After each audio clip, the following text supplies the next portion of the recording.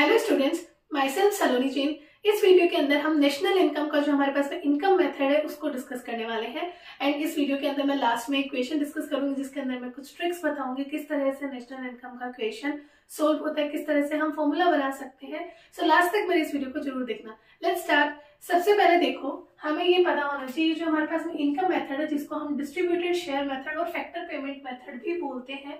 इस income method के अंदर जो भी हमारे पास में जो फॉर्मूला हम अभी देखेंगे उस फॉर्मूले से हमारे पास में निकल के क्या आता है, NDPFC, जिसको हम डोमेस्टिक इनकम भी बोलते हैं। इस मेथड से हमारे पास में NDPFC निकल के आता है और हमारे जो नेशनल इनकम होता है वो होता है NNPFC।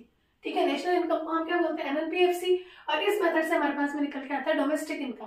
तो डोमेस्टिक इनकम से नेशनल इनकम पे जाने के लिए हम क्या करते हैं, इसके अंदर प्लस कर देते हैं NFIA, या फिर हम बोल सकते हैं हम माइनस कर सकते हैं NF। जो हमारे पास net factor income to abroad हम करते हैं, हम उसको माइनस भी कर सकते हैं। यहाँ पे हम उसको माइनस करते हैं। ठीक है, अब हमारे पास में हम ये देखना है कि NDPFC कैसे आ रहा है। तो देखो, इनकम मेथड के अंदर किसकी बात हो रही है, अर्नड इनकम की बात हो रही है, जिस इनकम को अर्न किया गया होगा। अर्न इनकम की बात हो रही है। जो इनकम अर्न नहीं की गई है वो इनकम हम इसके अंदर काउंट करते ही नहीं है। तो देखो, अर्न इनकम क्या आएगा, जो भी हमारे पास में फैक्टर्स ऑफ प्रोडक्शन होता है, लैंड, लेबर, कैपिटल, एंटरप्रेन्योर, जो हमने फैक्टर्स ऑफ प्रोडक्शन लगाया है उसी पे कुछ ना कुछ फैक्टर इनकम हमारे पास में जनरेट हुई होगी। लैंड के लिए हमारे पास में होता है रेंट, लेबर के लिए हमारे पास में होता है वेजेस, कैपिटल के लिए हमारे पास में आ जाता है इंटरेस्ट, और एंटरप्रेन्योर के लिए हम यहाँ पे लिखते हैं प्रॉफिट।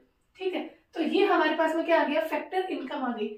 इसी का ही सम टोटल हम क्या कर देंगे, जितनी भी जो इनकम डोमेस्टिक टेरिटरी के अंदर अर्न हुई है, फैक्टर इनकम जो भी हमारे डोमेस्टिक टेरिटरी में अर्न हुई है, वहां से हमारे पास में क्या आ जाएगा, डोमेस्टिक इनकम हम निकाल लेंगे। अब देखो, इसी को ही हमें फॉर्मूले में देखना है। अब फॉर्मूला हमारे पास में क्या बन जाएगा, सबसे पहले हम लेंगे कंपनसेशन ऑफ एम्प्लॉइज।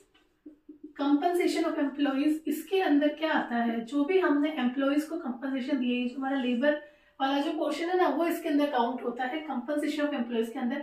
अब आप एम्प्लॉइज को क्या कर सकते हो, आप उनको वेजेस एंड सैलरीज दे सकते हो। ठीक है, वेजेस सैलरीज देते हैं।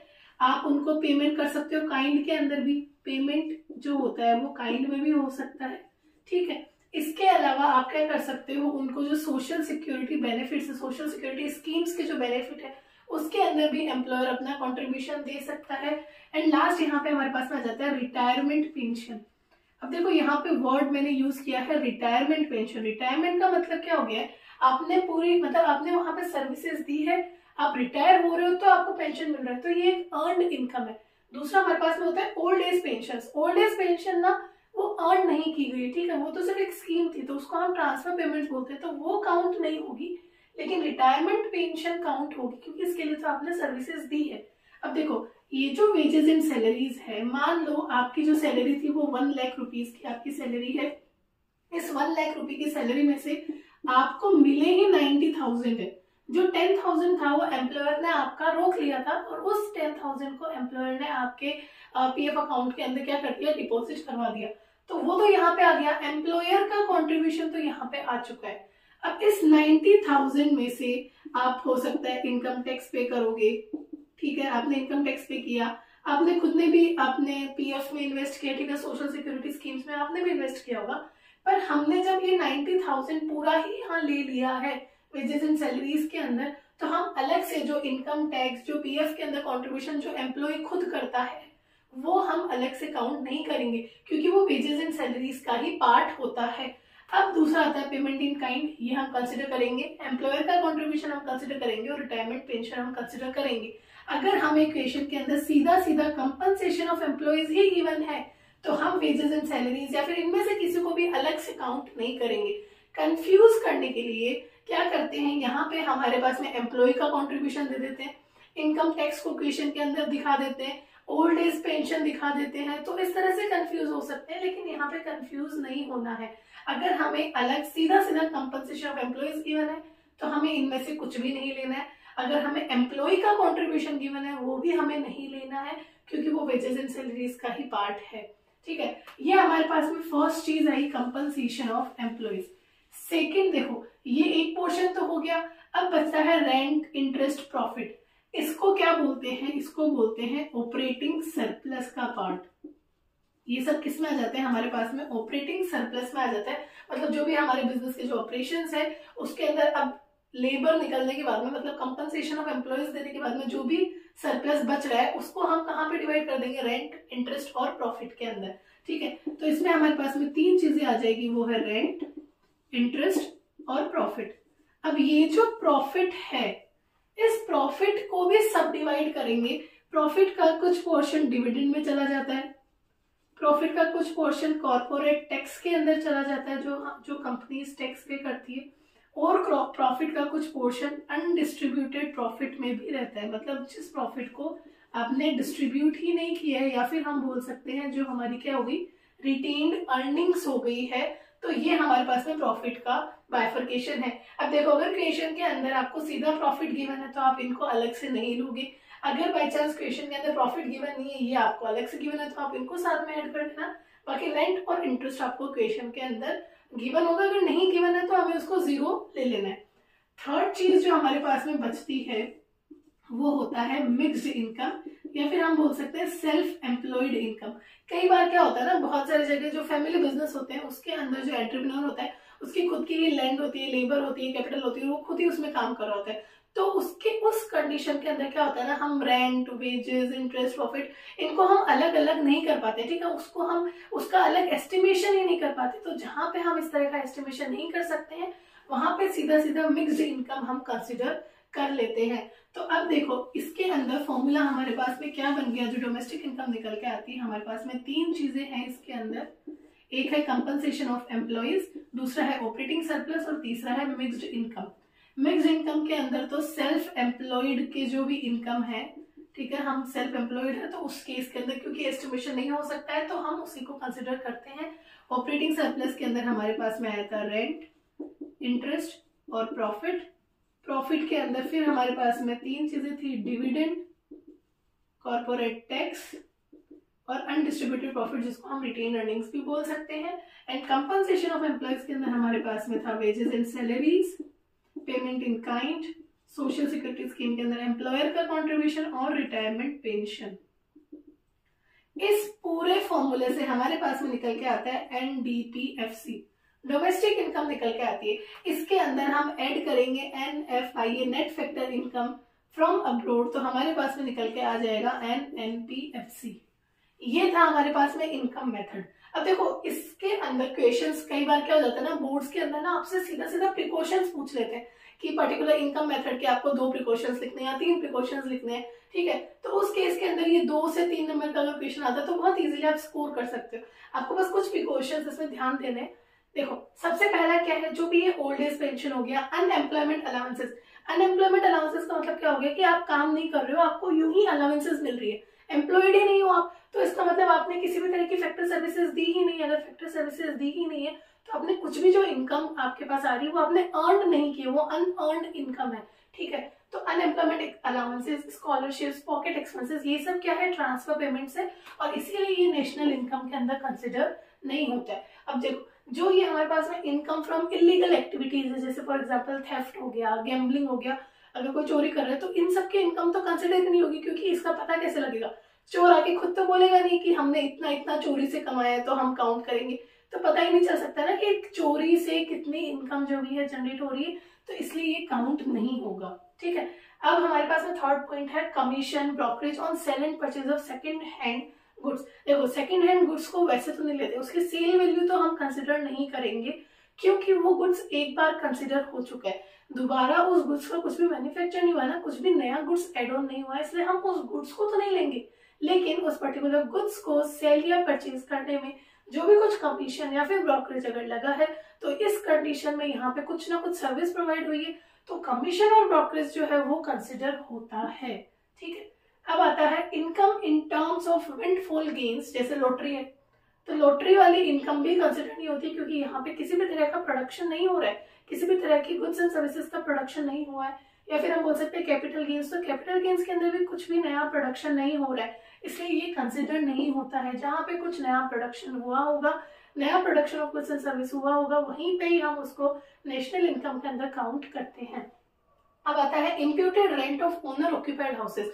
जो इम्प्यूटेड रेंट है ये भी हमने यहाँ पे देखा कि जो मिक्स्ड इनकम है, यहाँ पे क्या हो रहा है, लैंड, लेबर, कैपिटल, एंटरप्रेन्योर, तो यहाँ पे क्या हो रहा है ना, ओनर खुद के ही यूज कर रहा है, तो खुद के यूज कर रहा है तो क्या हो गया, अगर उसके पास खुद के नहीं होते तो उसको कहीं ना कहीं तो रेंट देना ही पड़ता, इसलिए हम इम्प्यूटेड रेंट को भी कंसिडर करेंगे।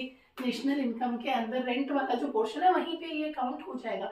Income corresponding to production for self consumption, जो भी प्रोडक्शन हुआ है सेल्फ कंजम्पशन के लिए, ठीक है, तो हम इसको वैल्यूडेड मेथड के अंदर भी कंसिडर करते हैं, तो ये यहाँ पे भी उसकी जो इनकम होगी कॉरेस्पॉन्डिंग टू सेल्फ कंजम्पशन वो काउंट होगी, क्योंकि अगर हम हमारा जो प्रोडक्शन है उसमें से नहीं लेते तो हम मार्केट से लेके आते, इसलिए यहाँ पे सेल्फ कंजम्पशन वाली इनकम भी हम काउंट करते हैं।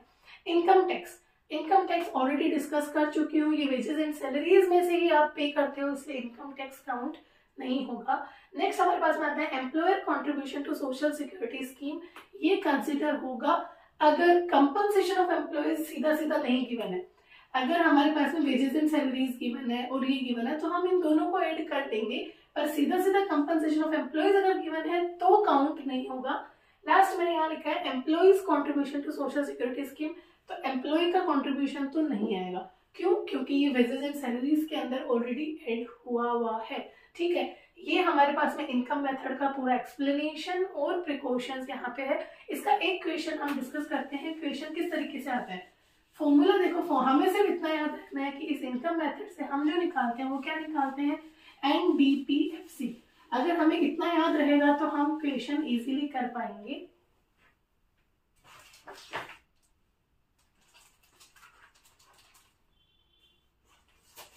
अब इसके अंदर हमारे पास में मैं एक क्वेश्चन ले रही हूँ, क्वेश्चन के अंदर इसमें लिखा है कि हमें वेजेस एंड सैलरीज हमें निकालना है, ठीक है। अगर आपके पास में ये वाली बुक है मैक्रो इकोनॉमिक्स की, तो उसके अंदर पेज नंबर 448 पे ये क्वेश्चन है, उसको मैं डिस्कस कर रही हूँ इनकम मेथड का। हमें इसके अंदर क्या निकालना है, वेजेस एंड सैलरीज निकालना है, क्वेश्चन नंबर 20 है, ठीक है, ये हमें निकालना है। और हमें गिवन है रॉयल्टी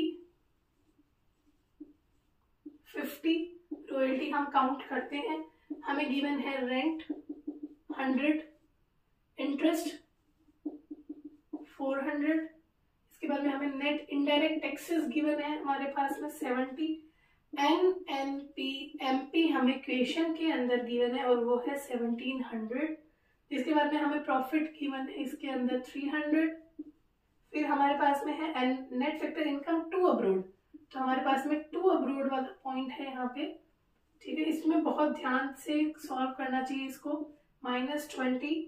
फिर हमारे पास में कंजम्पशन ऑफ फिक्स्ड कैपिटल इसके अंदर लिखा हुआ है, जिसको हम लिख सकते हैं डेप्रिसिएशन, ये हमारे पास में 120 है।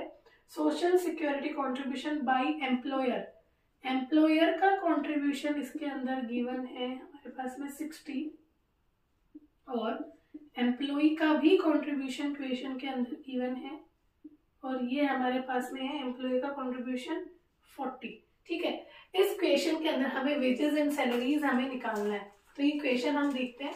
देखो, सबसे पहले हमारे पास में NDPFC जो हमारा इनकम मेथड है, ठीक है, उस NDPFC के अंदर हमारे पास में क्या फॉर्मूला है, compensation of employees plus operating surplus plus mixed income, इससे तो हमारे पास में NDPFC आता है, ठीक है, पर हमें क्वेश्चन के अंदर गिवन क्या है, NNPMP, तो कंफ्यूज नहीं होना है, इसको तो लिख दो यहाँ पे, इसको बहुत ध्यान से देखना, इस तरह के क्वेश्चंस आते हैं, ठीक है। जो हमें क्वेश्चन में कोई सी भी एक अगर इंफॉर्मेशन गिवन है तो उसको सीधा सीधा यहाँ लिख दो, ये हमारे पास में आ गया NNPMP, मैंने यहाँ लिख दिया।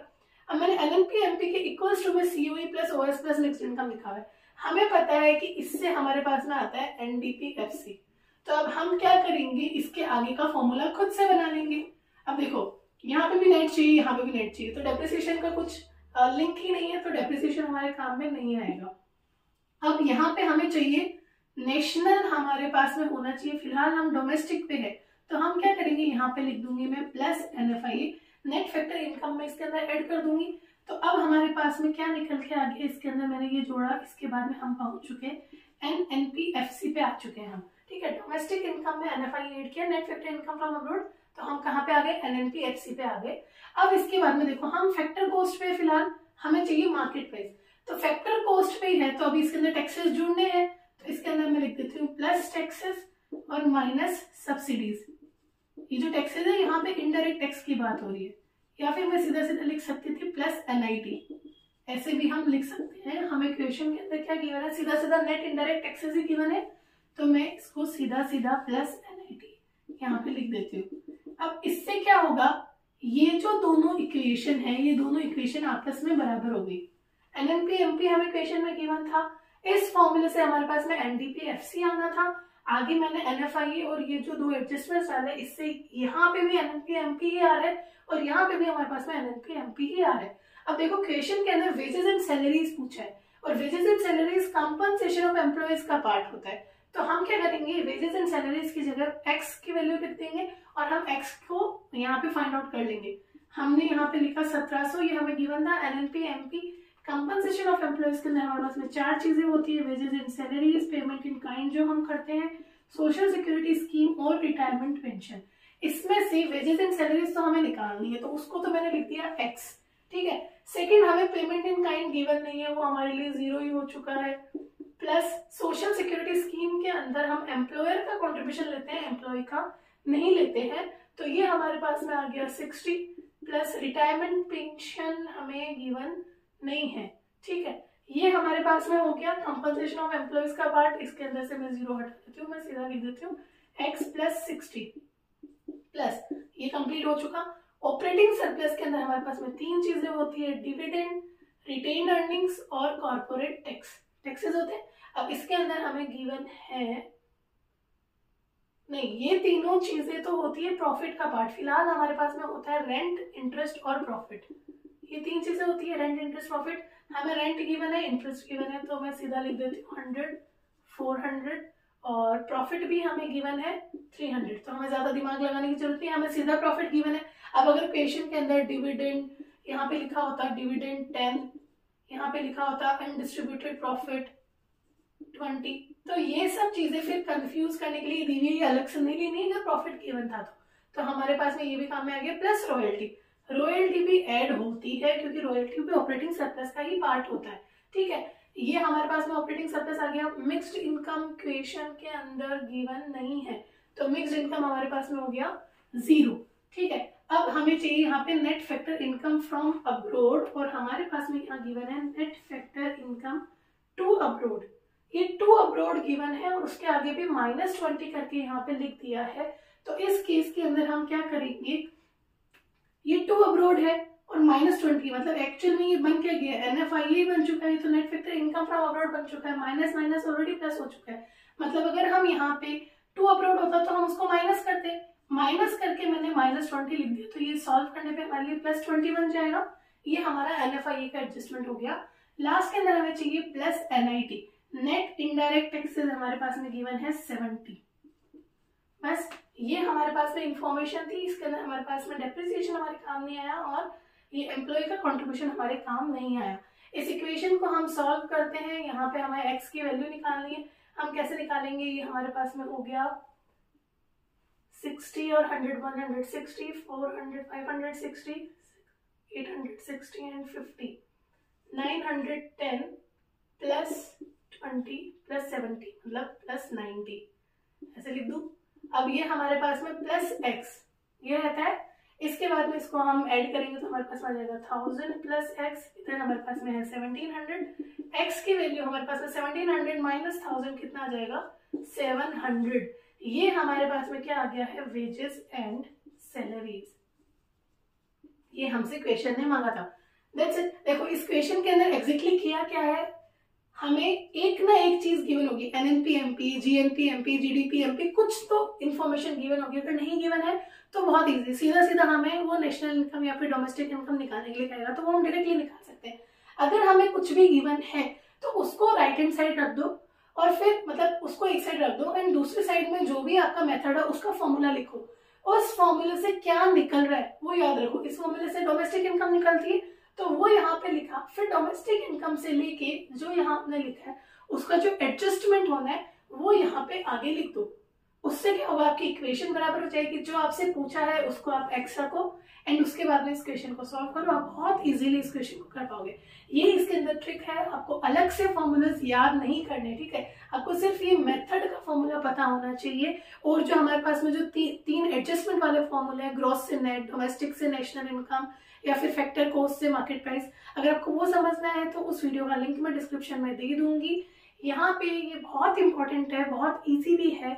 तीनों मेथड का या तो प्रैक्टिकल क्वेश्चन आता है या फिर प्रिकॉशंस पूछते हैं, बट दोनों ही चीज बहुत इजी है, बहुत स्कोरिंग है नेशनल इनकम। टेंशन मत लो, बहुत आराम से हो जाएगा, बस प्रैक्टिस की जरूरत है, प्रैक्टिस करो। प्रैक्टिस करते वक्त बुक के आंसर्स मत देखो, अगर बुक के आंसर्स देखोगे समझ नहीं आएगा, कंफ्यूज हो जाओगे, बुक बंद करके रख दोगे, कोई मतलब नहीं है, ऐसे मत करो। क्वेश्चन देखो, क्वेश्चन के अंदर क्या पूछा है, रफ के अंदर ट्राई करो, उसको सॉल्व करोगे, कोशिश करोगे तो ही होगा, ठीक है, और तो ही समझ में आएगा।